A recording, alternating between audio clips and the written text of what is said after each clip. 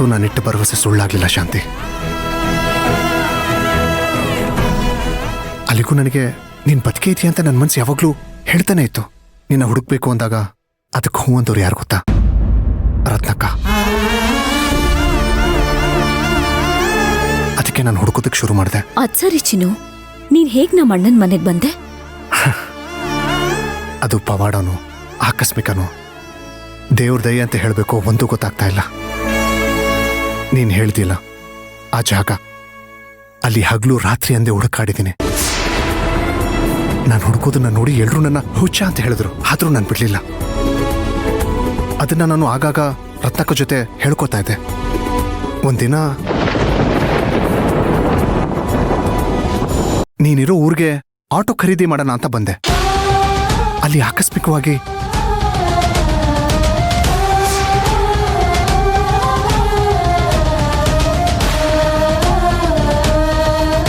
ಅವ್ರ ಪಕ್ಕದಲ್ಲಿ ಕೂತಿದ್ರಲ್ಲ, ಅವ್ರು ಯಾರು? ಅವ್ರು ನಮ್ಮ ಊರ್ ದೇವತೆ ವೀರಣ್ಣವ್ರ ತಂಗಿ ಅರ್ಚನಮ್ಮವ್ರು ಅಂತ.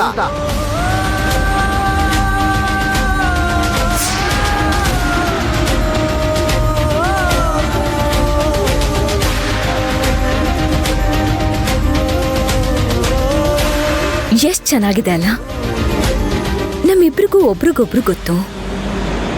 ಆದ್ರೆ ನಮಗ್ ಗೊತ್ತಾಗ್ಬಾರ್ದು ಅಂತ ಆ ವಿಧಿ ಎಷ್ಟ್ ಚೆನ್ನಾಗಿ ಆಟಾಡಿದೆ ಅಲ್ಲ. ನೋಡು ಚಿನ್ನು, ನೀನ್ ಮತ್ತೆ ನನ್ ಜೊತೆ ಮನೆಗ್ ವಾಪಸ್ ಬರ್ತೀಯ. ನನ್ ಹೆಗ್ಲಿಗೆ ಹೆಗ್ಲು ಕೊಡ್ಬೇಕು. ಆದ್ರೆ ಒಂದ್ ನೆನ್ಪಿರ್ಲಿ, ನನಗೆ ಯಾವುದೇ ಕಷ್ಟ ಬರ್ಲಿ, ಎಂತ ಸಂದರ್ಭದಲ್ಲೇ ಆಗ್ಲಿ, ನನ್ ಜೊತೆಲಿ ನೀನಿರ್ಬೇಕು. ಇರ್ತೀಯ ಅಲ್ವಾ?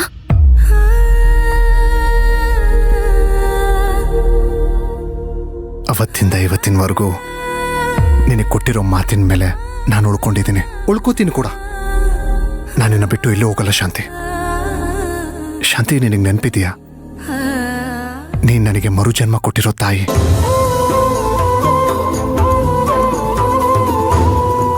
ಮೊದಲು ಯಜಮಾನ್ರ ಮನೆಗೆ ಕೆಲ್ಸಕ್ಕೆ ಸೇರ್ಕೊಂಡಾಗ ನೀನು ಅರ್ಚನನ ಶಾಂತಿನ ಅನ್ನೋ ಸಂದೇಹ ಪರಿಹಾರ ಮಾಡ್ಕೋಬೇಕು ಅಂತಾನೆ ಇದ್ದೆ. ಆದ್ರೆ ಯಜಮಾನ್ರ ನಾನು ನೋಡ್ದಾ, ಅದೇನೋ ಗೊತ್ತಿಲ್ಲ, ನನಗೆ ಅವ್ರ ಮೇಲೆ ಪ್ರೀತಿ, ವಿಶ್ವಾಸ, ಗೌರವ, ಭಯ ಕೂಡ ಇತ್ತು. ಆ ಭಯದಲ್ಲೇ ನಾನು ಕೆಲ್ಸಕ್ಕೆ ಸೇರ್ಕೊಂಡೆ. ಆಮೇಲೆ ನೋಡಿದ್ರೆ ಆ ಮನೇಲಿ ನಾನು ಒಬ್ಬನಾಗ್ಬಿಟ್ಟೆ. ಇದ್ದಕ್ಕಿದ್ದಂಗೆ ಯಜಮಾನ್ರು ನನ್ನ ಮನೆ ಬಿಟ್ಟು ಹೋಗು ಅಂತ ಹೇಳಿದ್ರ. ನನಗೇನ್ ಮಾಡ್ಬೇಕು ಅಂತ ಗೊತ್ತಾಗ್ಲಿಲ್ಲ. ಅದಕ್ಕೆ ಈ ನಿರ್ಧಾರಕ್ಕೆ ಬಂದ್ಬಿಟ್ಟೆ. ಚಿನ್ನು, ಸಾವೇ ಎಲ್ಲದಕ್ಕೂ ಪರಿಹಾರನಾ? ನೀನ್ ಯಾಕೆ ಆ ಥರ ಯೋಚನೆ ಮಾಡ್ದೆ? ಆ ಥರ ಎಲ್ಲ ಯೋಚನೆ ಮಾಡ್ಬೇಡ. ಭಗವಂತ ಈ ಬದುಕು ಕೊಟ್ಟಿದ್ದಾನೆ, ಹೋರಾಡ್ಬೇಕು ಚಿನ್ನು, ಗೆಲ್ಬೇಕು. ಮನುಷ್ಯ ಅಂದ್ರೆ ಪ್ರತಿದಿನ ಪ್ರತಿ ಕ್ಷಣ ಒಂದಲ್ಲ ಒಂದು ಹೋರಾಟ ಮಾಡ್ತಾನೆ ಇರ್ಬೇಕು. ಆ ಹೋರಾಟ 4 ಜನ ಮೆಚ್ಚೋ ಹಾಗಿರ್ಬೇಕು. ನಿಜ ಶಾಂತಿ, ಯಜಮಾನ್ರು ಆಸ್ಪತ್ರೆಯಲ್ಲಿದ್ದರು. ಅಂತ ಪರಿಸ್ಥಿತಿಯಲ್ಲೂ ಅವ್ರು ನನ್ನ ನೆನಪಿಸ್ಕೊಂಡ್ರಲ್ಲ, ಅವಾಗ ಅನಿಸ್ತು ಅವ್ರ ಹೋರಾಟದಲ್ಲಿ ಯಾರ್ಯಾರನ್ನ ನೆನಪು ಮಾಡ್ಕೊಂಡ್ರು ಅಂತ. ಅದನ್ನ ನೆನ್ಸ್ಕೊಂಡಾಗ ನನಗನ್ನಿಸ್ತು ಅವ್ರನ್ನ ಬಿಟ್ಟು ಹೋಗ್ಬೇಕು ಅಂತ ನಾನು ಯಾಕೆ ನಿರ್ಧಾರ ತಗೊಂಡೆ. ಇರ್ಲಿ ಬಿಡು, ನಾನು ತಗೊಂಡಂಥ ತಪ್ಪು ನಿರ್ಧಾರದಿಂದ ಒಳ್ಳೇದೇ ಆಯ್ತಲ್ಲ. ಆದರೆ ನಾನು ನಿಜ ತಿಳ್ಕೊಳ್ಳೋ ಭರದಲ್ಲಿ ನಿನ್ನ ಮನಸ್ಸನ್ನ ನೋಯಿಸ್ಬಿಟ್ಟೆ. ಚಿನ್ನು, ನೀನ್ ಬೇಗ ನಮ್ಮ ಮನೆಗ್ ಬಾ ಅಷ್ಟೇ. ಅಣ್ಣನ್ ಮನ್ಸು ನಿನ್ಗೂ ಗೊತ್ತಾಗಿರ್ಬೇಕಲ್ಲ. ಅಣ್ಣನ್ಗೂ ಹೊರಗಡೆಯಿಂದ ತುಂಬಾ ಕೋಪ ಜಾಸ್ತಿ. ಬೇಕಾದ್ರೆ ನೋಡ್ತಾ ಇರು, ನಿನ್ ಬಗ್ಗೆನೇ ಯೋಚನೆ ಮಾಡಿ ಕೊರಗ್ತಾ ಇರ್ತಾರೆ. ನಿನ್ ಮೇಲೆ ಅಪವಾದ ಬಂದಿದ್ದು ನನ್ನಿಂದ. ನಾ ಅದೆಲ್ಲ ಹೇಗೋ ಸರಿ ಮಾಡ್ತೀನಿ ಚಿನ್ನು, ಸರಿನಾ? ಆದ್ರೆ ನೀನೊಂದ್ ಮಾತು ಕೊಡ್ಬೇಕು ಇವಾಗ.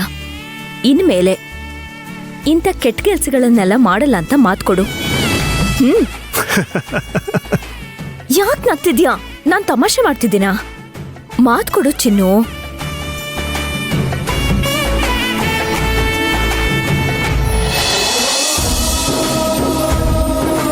ಮಾತು ಕೊಡ್ತಾ ಇದ್ದೀನಿ ಶಾಂತಿ. ನನ್ನ ಪ್ರಾಣನ ಕೊಡೋ ಹಾಗಿದ್ರೆ ಅದು ನಿನಗೋಸ್ಕರನೇ ಕೊಡ್ತೀನಿ, ಬೇರೆ ಯಾರಿಗೂ ಕೊಡಲ್ಲ.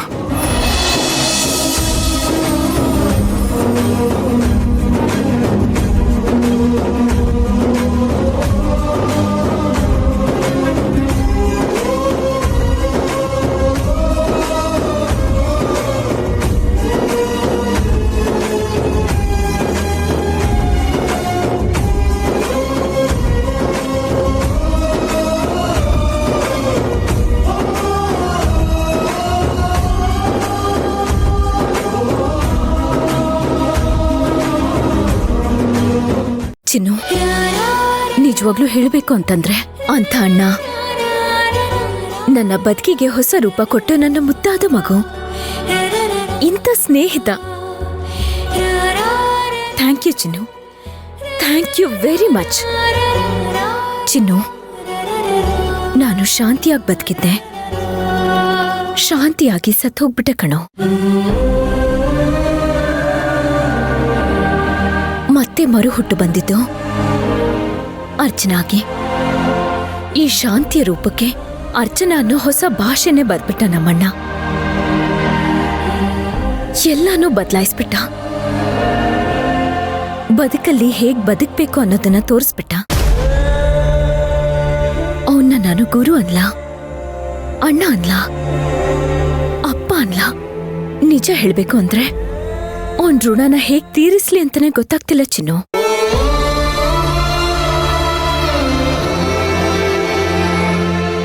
ಅದಕ್ಕೆ ನನಗೆ ಶಾಂತಿ ಅಂತ ನೆನಪಾದ್ರು ಅರ್ಚನಾ ರೂಪದಲ್ಲೇ ಬದುಕ್ತಿರೋದು.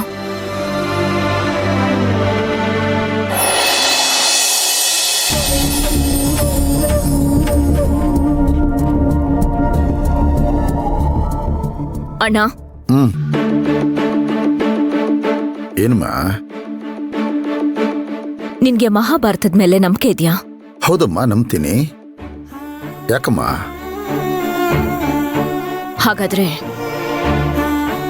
ಧರ್ಮರಾಯ ಮಾಡಿದ ತಪ್ಪ ಅಣ್ಣ? ಇಲ್ಲವಲ್ಲಮ್ಮ. ಹಾಗೇನೆ ನಮ್ ಶಂಕ್ರು ಯಾವುದೋ ಒಳ್ಳೇದಕ್ಕೋಸ್ಕರ ಸುಳ್ಳು ಹೇಳಿರ್ಬೋದಲ್ವಣ್ಣ?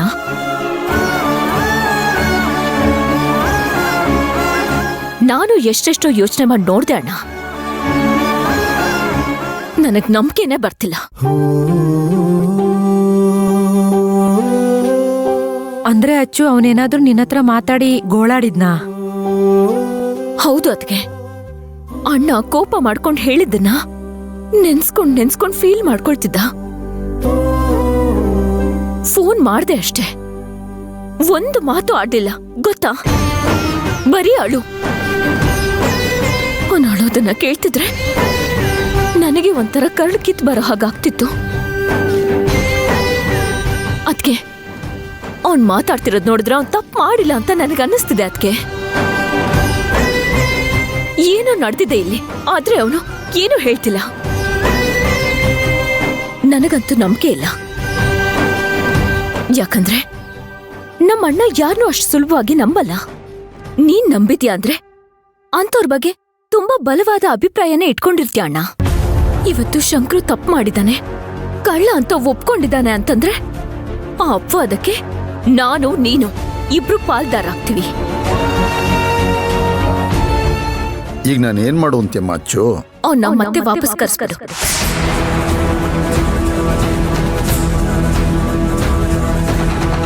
ಕ್ಷಮಿಸಿದ್ದೀನಿ ಅಂತ ಹೇಳ್ಬಿಡೋಣ ಅಣ್ಣ. ಇನ್ಮೇಲೆ ಆ ಥರ ಎಲ್ಲ ಮಾಡ್ಬೇಡ ಅಂತ ವಾರ್ನ್ ಮಾಡೋಣ.